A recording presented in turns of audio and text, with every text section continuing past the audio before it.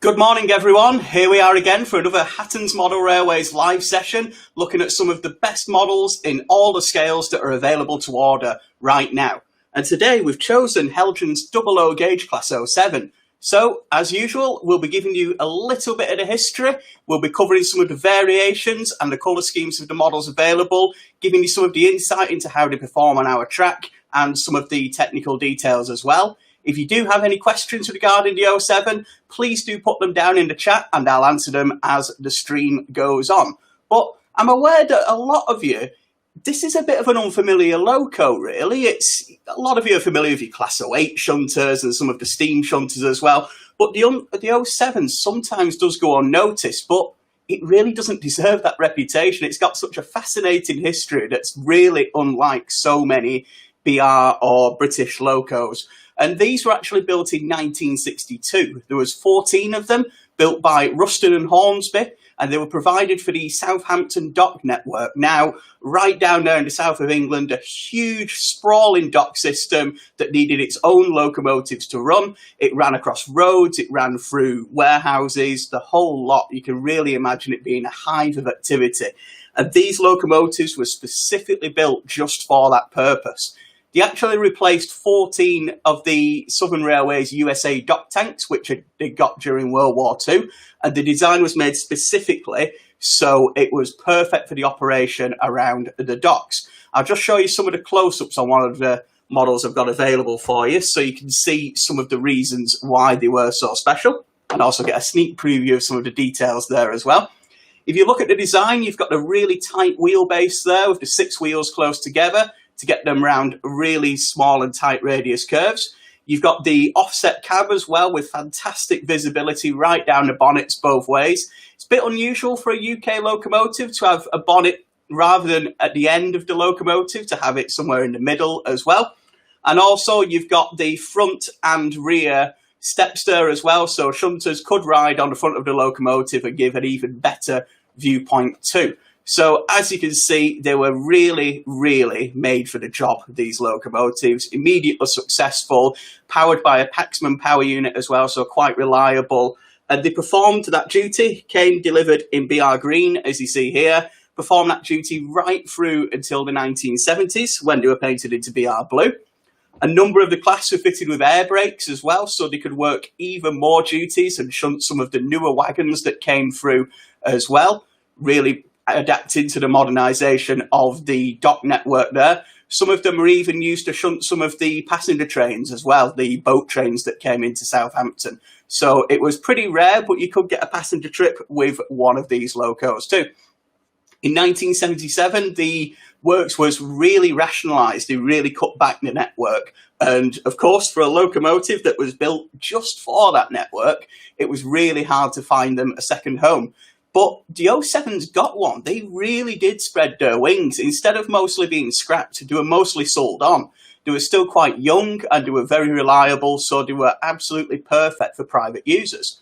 One of them was sold to Italy, where it's believed that it may survive until this day, but a lot of them were sold into private operation in the UK, and this gives so many different liveries and a couple of unusual colour schemes. You may have spotted some already on the desk. You've got British Industrial Sand, you've got Harry Needle Railway Company, you've got the ICI Powell Dufferin livery there as well. So it gives you some great opportunities to get unusual colour schemes onto your layout. Coming up to the present day, there's a few that survive in preservation. There's 1 or 2 that still remain in private industrial ownership as well. So it's a great opportunity from 1962 right through to the current day, whether you want one in one of the old-fashioned liveries or one of the modern liveries as well. But anyway, enough about the history. Let's get a closer look at the model, and it really is worth taking a closer look at. I'll just bring that up for you again. I've put 2 on the zoom camera for you today. We've got pretty much one of the earliest liveries and one of the latest liveries as well. This is 07001 in the Harry Needle Railway Company livery. This was a spot hire locomotive in the early 2000s, so was hired to different people all across the UK, made an appearance at many different locations. So a really good loco should you want to just run one anywhere you've got a private siding or a small shunting operation. But look at that detail, guys. You can see there all the different pipe work you've got on for the air brake cylinder, the handrails as well, the separately fitted door handles. Going round, you can just about see into the cab there as well, but you can see that it's fully fitted too. So you've got a fully fitted control desk.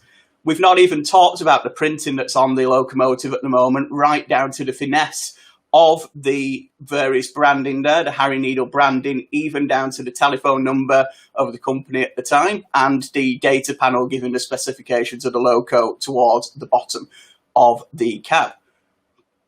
So you can see some of the differences now between the two designs. Heljan have covered two major toolings, which pretty much cover all of the locos as well. You can see on the right that the later version has two white pipes coming down from the right of the front. Those are the air brake control pipes. And you'll see that the locomotive on the left, which we'll zoom into in a second, doesn't have those, and that is purely vacuum braked. As ever, these models I've just taken out of the box and put them in front of the camera. So every single detail you see on the screen at the moment comes pre-fitted. You've got the various control pipes there. You've got sprung buffers as well.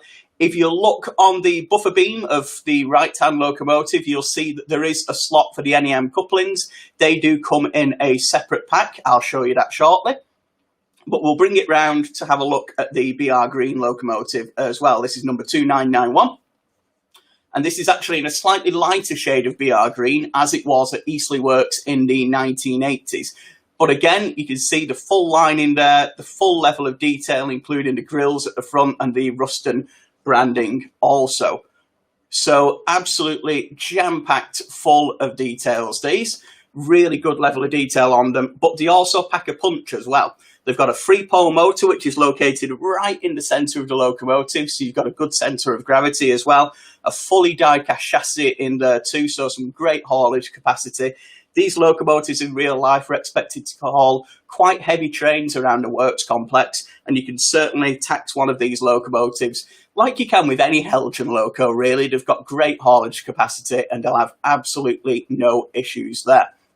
They are fully digital ready as well. They're 6-pin digital ready. There's not quite space for a speaker in there, but if you've got a little bit more technical know-how, you can move some of the parts around inside and fit in a small speaker too. Ben Davis there, I think he's got a favourite already. He really likes the blue and white one, which is the Powell Dufferin livery. And that again covers the main point that it's not just the BR liveries on these. If you're a modeller from the 1960s right through up to the 2000s really, and even further beyond, you can get the industrial liveries. They did spread the wings. The British Industrial Sand Loco operated in Staffordshire, Powell Dufferin in South Wales. There was ICI locomotives in the northeast as well. Harry Needle's 07001 operated in Greater Manchester and further places too. So some really great opportunities, even if you're not a modeller of the Southern network, to get one of these iconic Southern locos onto your layout.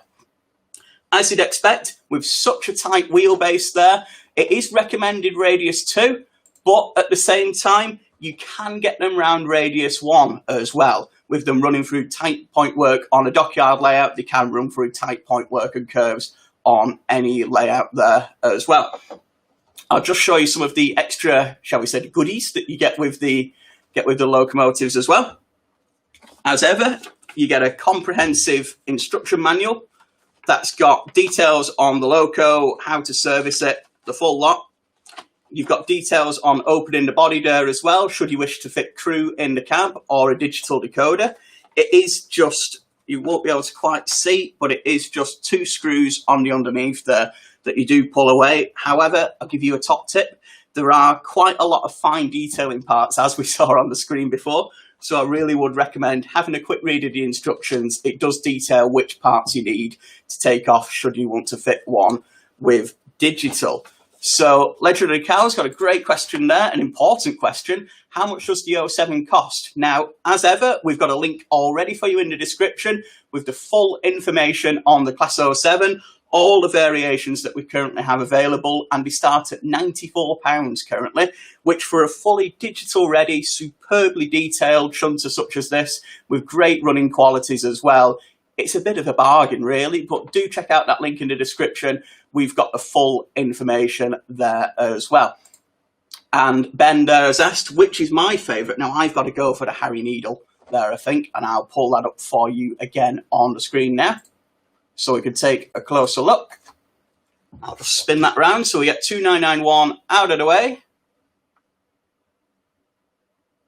So I'll just put that in, and it's a great time to cover Tristan's question there as well. So the later paint schemes, this is, as we covered, they started to spread the wings when they were sold to private operators. So the Harry Needle locomotive, which, as Ben is now aware, is my particular favourite, operated in Greater Manchester, but was used for hire by various companies across the country.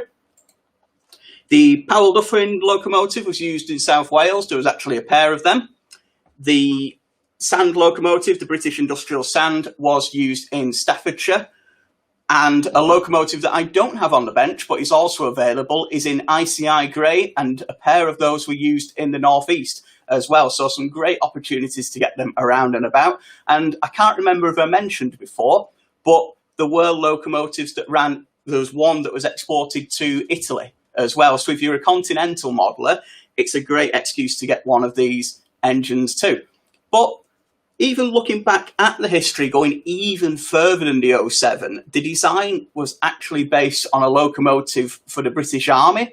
It's got some slight differences. They're not quite the same, but you may get away with running an 07 in its place. So if you did fancy a military locomotive, or again, some of those original locos are still running out there today in private operation. So take a look at either the 07 or the predecessor, I guess, of the 07. And it may be an opportunity for you too. Chelmsford Junction there asking, where's Jack? Now, he's still in the office. We've got him doing a lot of different things. We'll be getting him back on the camera soon, don't you worry. With everything as it is at the moment, we can't quite squeeze us both into shot. It's not quite in there for social distancing, but he's certainly still around, and I'll pass on your best as well there. So thanks for asking.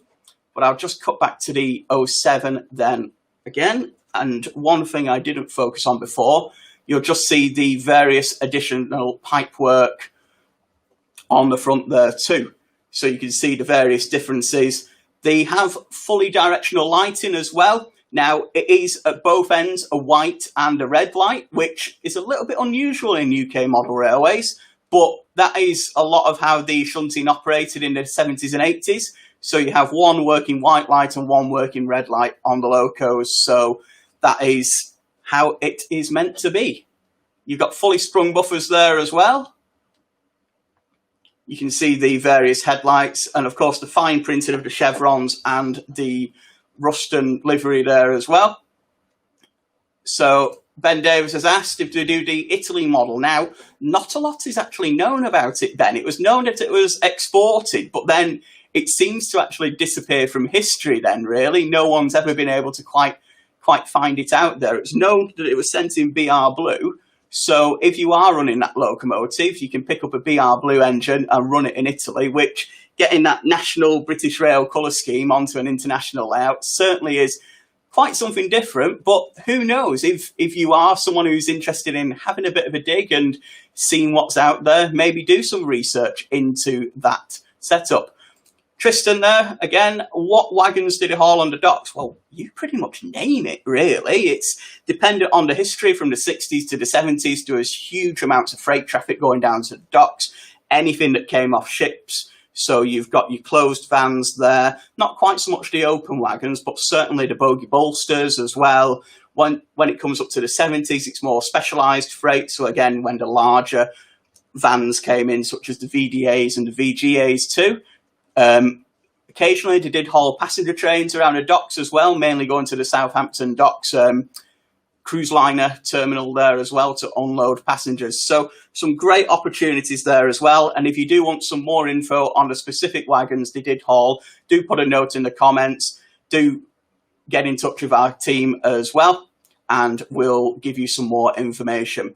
So we've got quite a few here in BR colours, Kev. You've got the BR Blue version. You've got the original BR Green as well. You've got the later Easterly Works light green, and there are variations on these as well. This isn't all that we have to offer. So if you click that link in the description, there is more information. There's more variations on running number as well. I think we've got 3 BR blue ones in stock, including a weathered variation. We've got 3 different BR greens in stock as well. So if you do want a couple with different numbers, you do have some very minor variations on the livery details as well. So do check those out by that link. It'd be absolutely perfect for a big yard alley. Absolutely fantastic. It's what they were designed for, really, working around a huge yards of the Southampton dock complex. So it would be great to have shunt in a big yard. They do have a great power in model form as well, so you can shunt a huge rake of coaches or wagons as well. And once you get into the private owner liveries, they really did spread their wings around the country. If you're modelling a more modern layout, there isn't really a more ideal shunter than 07001, as it was hired to various different companies to be used as a shunter in yards. So that really is ideal if you're modelling the modern era. So I think I've just answered Tristan's question there by that. It really varied on where it was at the time. It was hired to a place in Greater Manchester to work in, I believe it was a factory that was unloading various private wagons at the time. But it was loaned to some freight companies as well to shunt their yards. So that may have been locomotives or locomotive parts as well. So some really great opportunities. And I can't think, other than the standard Class 08, of a shunter that has such varied liveries and such varied opportunities to be ran as well. And Heljan really have done the model justice, I think, combining an excellent amount of detail there as well, with so many extra fitted parts. And again, just to emphasize, this is exactly how I got it out of the box. None of these parts are ones I fitted. You can fit the NEM couplings, and there are a selection of parts to fit should you wish. And the final surprise, the really great thing I think about this, is Heljan have gone to the effort of providing different detailing packs dependent on the specific locomotive you have as well. So if you have one of the earlier locomotives, you'll purely get the shunting discs with the route codes as used in the 1960s. You'll get NEM couplings and vacuum brake pipes as well. If you're using one of the later liveried shunters, such as the 1980s or the 2000s colours, you do get a full set of brake pipes. You get the shunting discs there as well, but you also get some more modern details too. And again, the NEM couplings. So I think that's quite a nice touch, that you get the specific detailing bits you need for that certain model. So there's no confusion as to what parts you need, what parts you don't, whether you're going to have spare bits in the bag. And I think you've summed it up for everyone there, Ali. Nice, really cool design. I think so. Just looks a little bit different than a lot of the UK diesel shunters. Some real great history there as well. They spread the wings further than the docks. And of course, the really nice model that Heljan's brought through as well, with such a level of detail that you can see there on the screen also. I'll just give you one last spin so you can see both the later Harry Needle locomotive with its various air brake fittings, and coming back round again to the Easterly Works Special in the lighter BR green. Both absolutely covered in detail and fine printing there as well. So if you did like the look of the 07, and I'm sure you did, I certainly did, you can find out more about the history, you can find out the details of ordering. They do start at £94, and all the information is available on that link in the description, so do check it out. As ever, please subscribe to our YouTube channel and like our Facebook page as well. We're bringing through these streams pretty regularly at the moment, so do keep an eye on what's coming through. We do have a specific page on our website now as well for the stream schedule. So if you want to see what's up and coming and what we're going to be talking about on the streams, you can get a sneak preview and get your questions ready. But as always, thanks for asking some great questions in the chat. We'll see you on a stream again soon. And thank you very much for coming. Take care.